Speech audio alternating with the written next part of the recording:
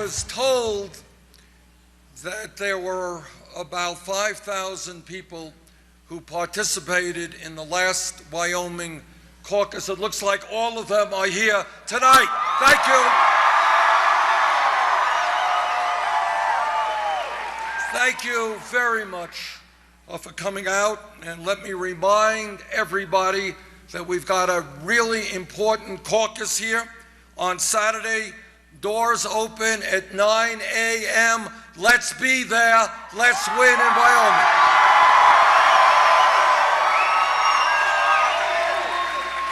Now, I don't know if the audience here knows it. I don't see any TVs here, but it has been projected by, I think, all of the networks that we won in Wisconsin.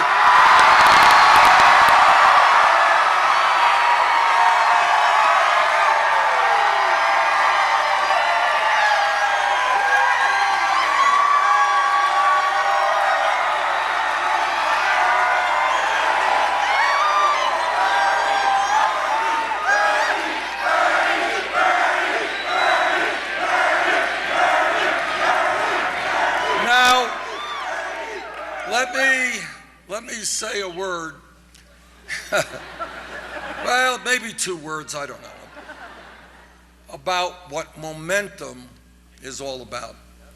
Momentum is starting this campaign 11 months ago, and the media determining that we were a fringe candidacy. Momentum is starting the campaign 60 to 70 points behind Secretary Clinton. Momentum is that within the last couple of weeks, there have been national polls which have had us 1 point up or 1 point down.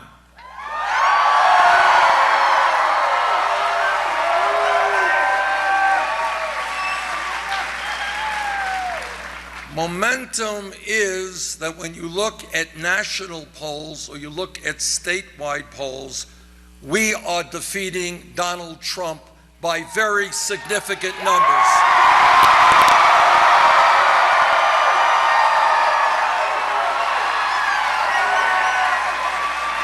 And in almost every instance, in national polls and in state polls, our margin over Trump is wider than is Secretary Clinton.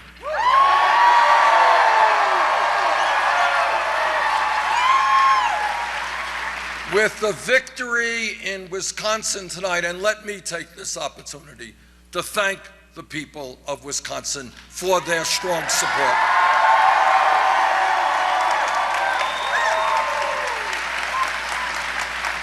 With our victory tonight in Wisconsin, we have now won 7 out of 8 of the last caucuses and primaries.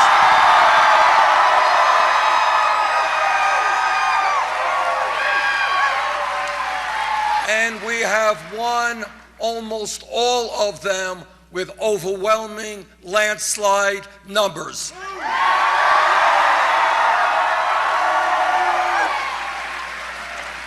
What momentum is about is that at a time in contemporary politics when every major candidate has a super PAC, we have said no to super PACs, said no to the billionaires who fund those super PACs.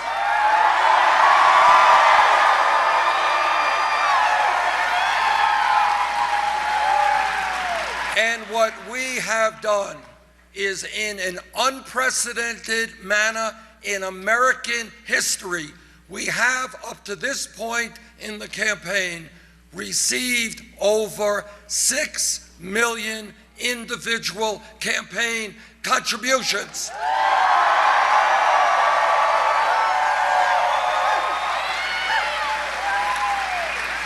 Anyone here know what the average contribution is? That's exactly right. Smart crowd. $27. To paraphrase Abraham Lincoln at Gettysburg, This is a campaign of the people, by the people, and for the people.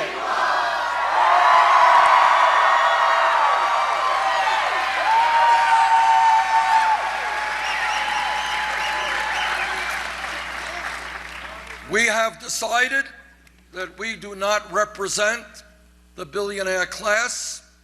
We do not represent Wall Street or the drug companies or the fossil fuel industry.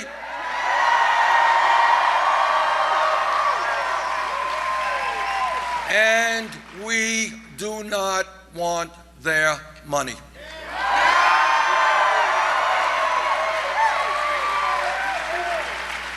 What Momentum is about is my belief that if we wake up the American people, and if working people and middle-class people and senior citizens and young people begin to stand up, fight back, and come out and vote in large numbers, there is nothing that we cannot accomplish.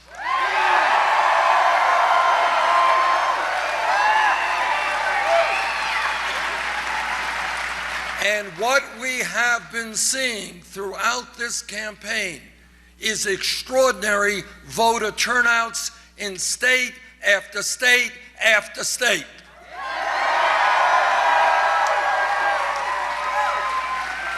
And I am particularly grateful and pleased that at a time when many of the pundits said, you know, those young people, they don't want to get involved in politics. They're not really concerned about the major issues facing our country. They're too busy with their video games or whatever. Well, you know what's happening? All over this country, young people are standing up and they're saying, you know what? We want to help determine the future of this country, which we are going to inherit.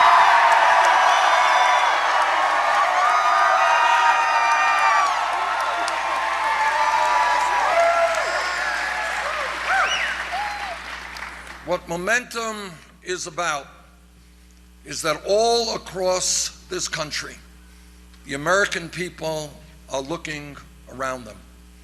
And they understand that real change in our country's history, whether it is the trade union movement, whether it is the civil rights movement, whether it is the women's movement, whether it is the gay rights movement,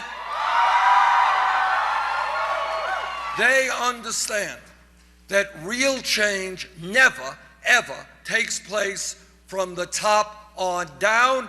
It always takes place from the bottom on up.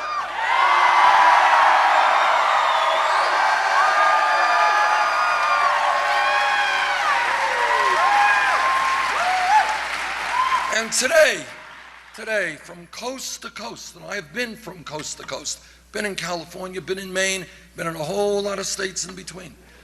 And what people are saying, why is it that in America we have grotesque levels of income and wealth inequality? Why is it that the top 1/10 of 1% now owns almost as much wealth as the bottom 90%? Why is it that for the last 30 years, the great middle class of this country has been shrinking and almost all new income and wealth is going to the top 1%?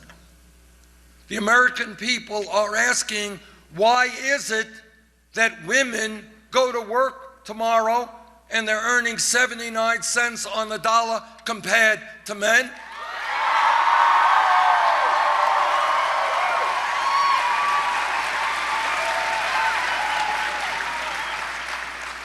People are asking, how does it happen that the United States of America, our great nation, is the only major country on earth not to guarantee paid family and medical leave?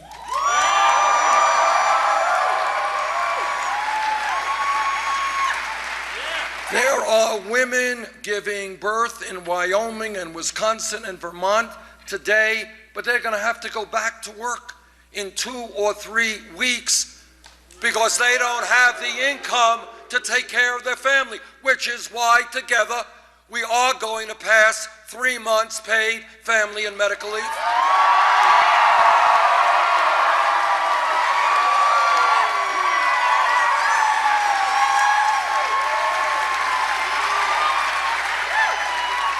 And the American people from coast to coast, they're asking, yes, the Affordable Care Act has done a lot of very good things. Thank you, President Obama, for your leadership. But in terms of health care, there is much, much more that has to be done. And the American people are asking, why does it happen that every other major country on earth, United Kingdom, France, Germany, Holland, Scandinavia, Canada, every major country on earth, guarantees health care to all of their people as a right except the United States, and together we're going to change that international embarrassment.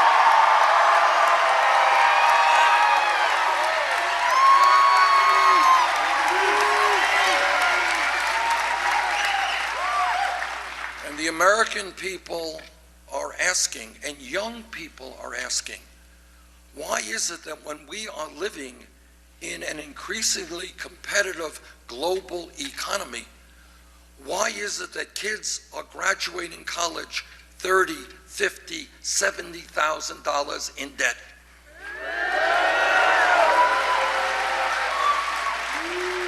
And in some cases spending decades having to pay off that debt. We should be rewarding people who get the education they need, not punishing them.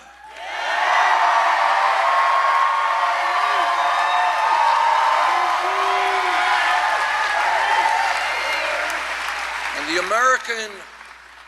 the American people are asking, how does it happen when the scientists all over our country who study climate change and scientists all over the world are in virtual unanimous agreement that climate change is real, that it is caused by human activity, that it is already causing devastating problems in our country and around the world? How do we have a Republican Party that refuses to even acknowledge the reality of climate change?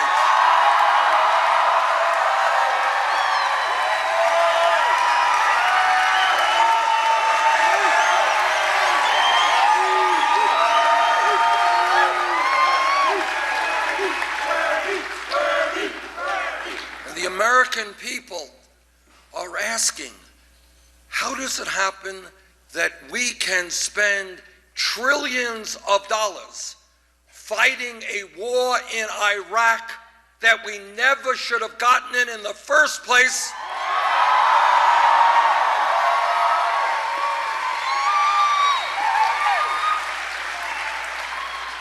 but that in Flint, Michigan, and in cities all over this country, our inner cities are crumbling, unemployment off the charts, healthcare system not accessible, kids dropping out of high school, too many being arrested and sent to jail.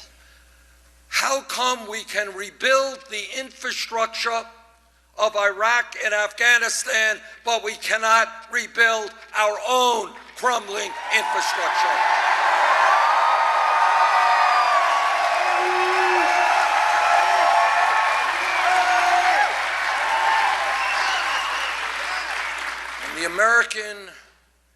The American people are asking, as they assemble all over this country, why can we not end a campaign finance system which is corrupt and which is undermining American democracy?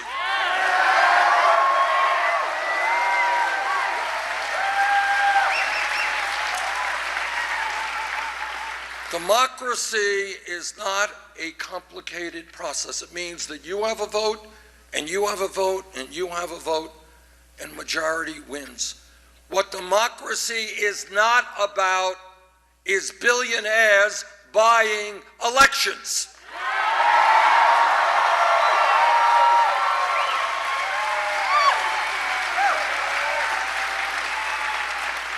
And the American people are asking another very important and profound question. And that question is, how does it happen in the wealthiest nation in the history of the world that we have more people in jail than any other country on earth?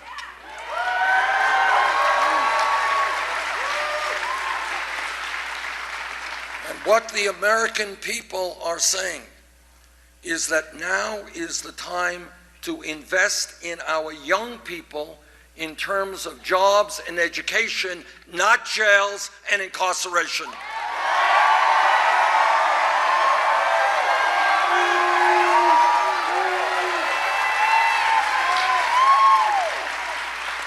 And some of you have recently heard about the discovery and the revelations about the tax dodging that is taking place in Panama, which is one of the reasons that I opposed the free trade agreement with Panama.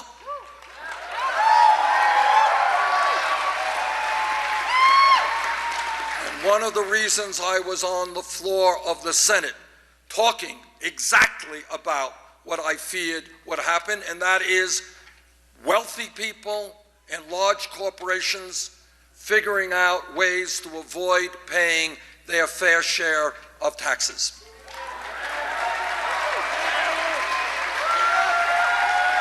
And what the American people are asking is, at a time of massive income and wealth inequality, how does it happen that you have large, profitable, multinational corporations who in a given year pay zero, not a penny, in federal income taxes?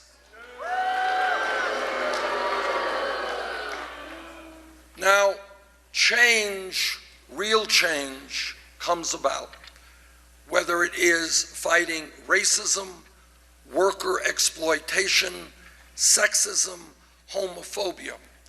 Real change comes about when people stand up and they look around them and they say, you know what? The status quo is not working. We can do better.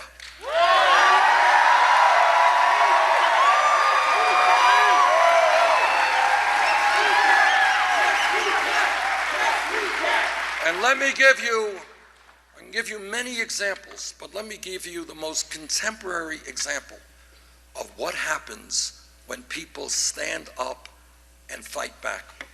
If we were here in this beautiful auditorium 5 years ago, not a long time from an historical perspective, and somebody were to jump up and say, you know, I think a $7.25 federal minimum wage is a starvation wage, and it has got to be raised to $15 an hour. Now, somebody stood up 5 years ago and said that. The person next to them would have said, you're nuts. $15 an hour? You want to more than double the minimum wage? You're crazy.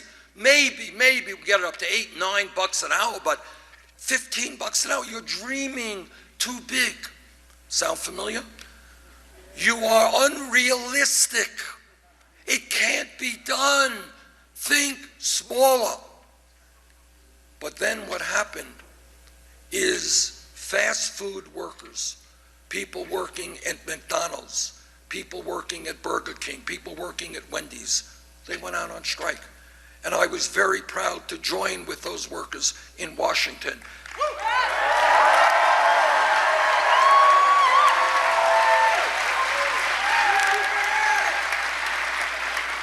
And they went out and they said, fellow Americans, we can't live on $7.25 an hour. We can't live on $8 an hour. You got to raise the minimum wage to $15 an hour. And they fought and they fought. And then suddenly a few years ago, Seattle, Washington, $15 an hour.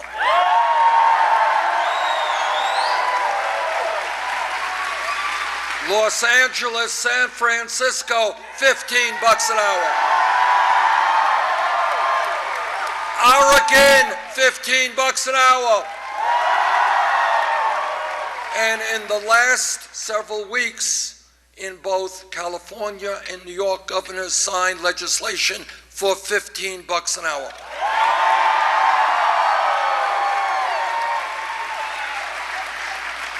What is my point?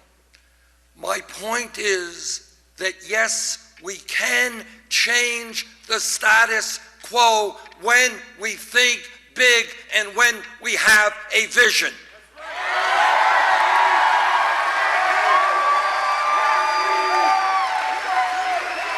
Now, I am not naive. I know the power of Wall Street and their endless supplies of money. I know that corporate America will shut down plants in America and move to Mexico or China if they can make another $5 in profit. I know that billionaires are funding candidates whose job it is to represent the wealthy and the powerful. I know about the corporate media that will give us all of the information we need except what is most important for working families. I know about all of that, but this is what I also know.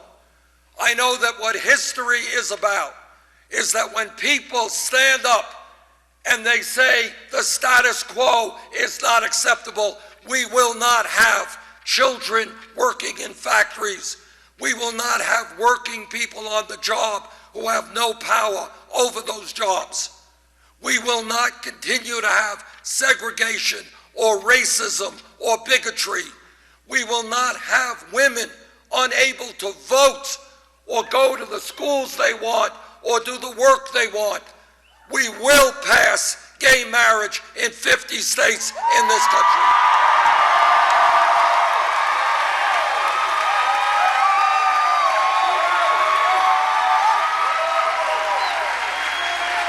So that is what I have learned from history, is that when we are prepared to think big, when we are prepared to take on the greed and recklessness of Wall Street, when we stand together and we don't allow the Trumps of the world to divide us up by whether we were born in America or born abroad, whether we are Muslim or Jewish or Christian,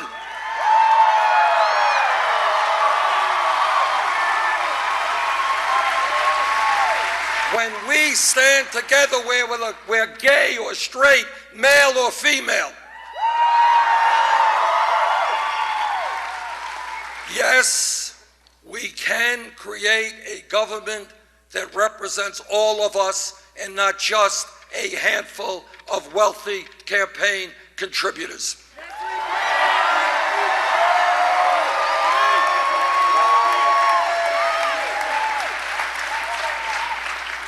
Now, this campaign has won 7 out of the last 8 caucuses and primaries.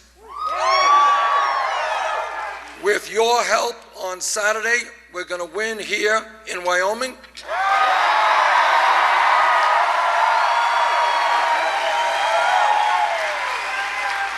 And then we are headed to New York.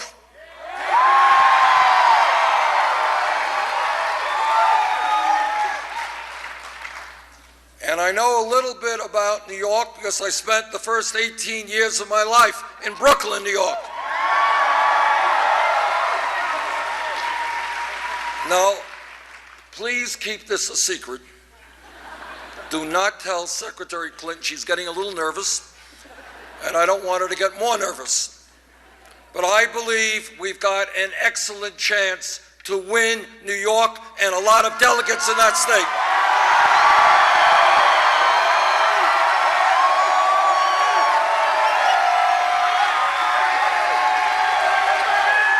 And then we are going to head, after some other states on the East Coast, out to the West Coast. And we all have an excellent chance to win in Oregon and to win in California.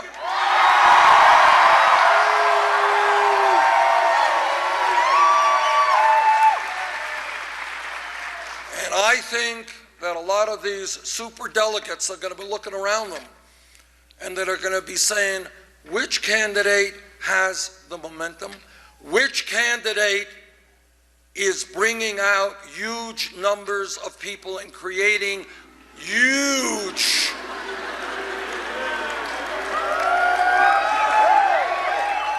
which candidate can bring out large numbers of people? See, I can't use the word huge anymore. It's out of my vocabulary.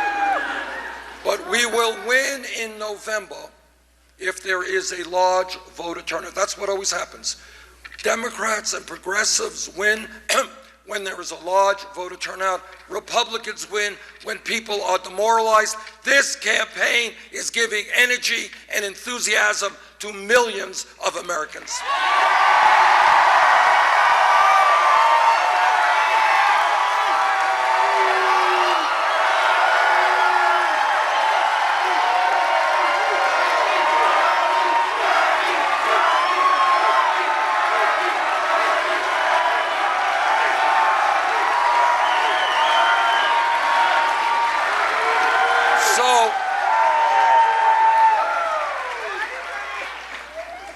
I think the people of this country are tired of establishment politics and establishment economics. I think the people of this country are ready for a political revolution.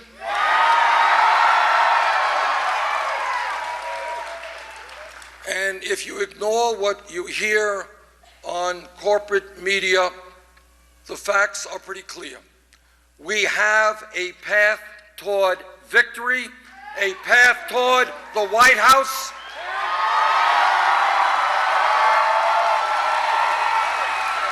And Wyoming can give us an enormous boost forward if we win here on Saturday.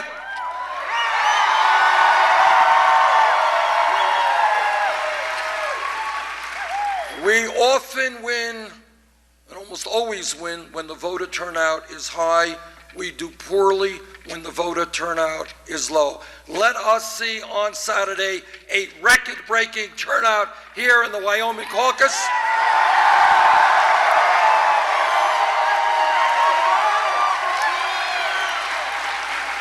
And let us have Wyoming Democrats making it clear that this great state is part of the political revolution. Thank you all very much.